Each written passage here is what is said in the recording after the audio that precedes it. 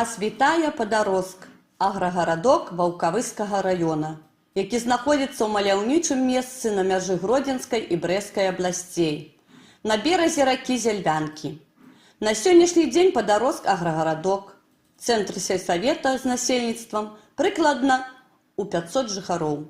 Тут знаходзяцца цэнтр ЦУБ Падарожск, Падарожскае лясніцтва, дом культуры, сельская бібліятэка, дзяржаўная установа адукацыі, Падарожскі навучальна-педагагічны комплекс, дзіцячы сад, сярэдняя школа, Свята-Троіцкая праваслаўная царква і каталіцкі касцёл Святой Елізаветы Венгерскай, амбулаторыя, аптэка, аддзяленне Ізабелінскай музычнай школы, пошта, аддзяленне Беларусьбанка, 2 крамы «Родны кут».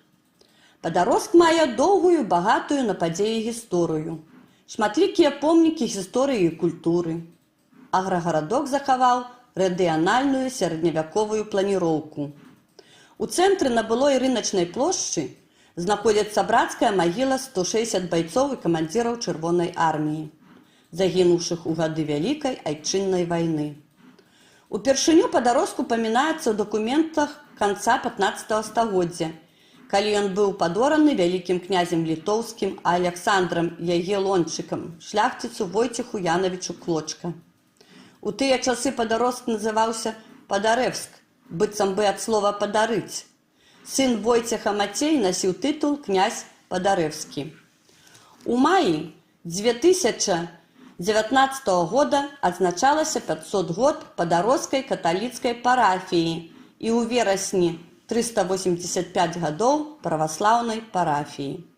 Захаваўся будынак царквы, пабудаваны ў 1780 годзе. У 1993 годзе пабудаваны сучасны касцёл.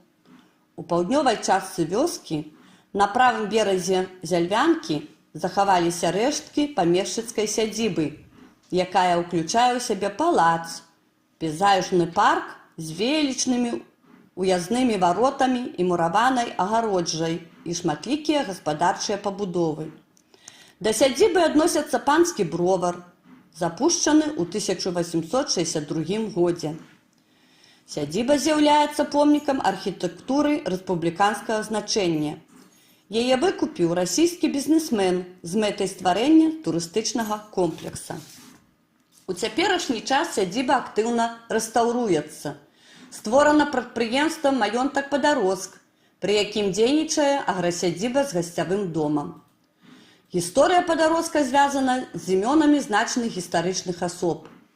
У розныя часы ў нас бывалі шведскі кароль Карл XII, кіраўнік нацыянальна-вызваленчага паўстання 1794 года, нацыянальны герой Беларусі, Польшчы, Літвы, Францыі і ЗША Тадзеуш Касцюшка, французскі імператар Напалеон Банапарт, знакаміты Кастусь Каліноўскі.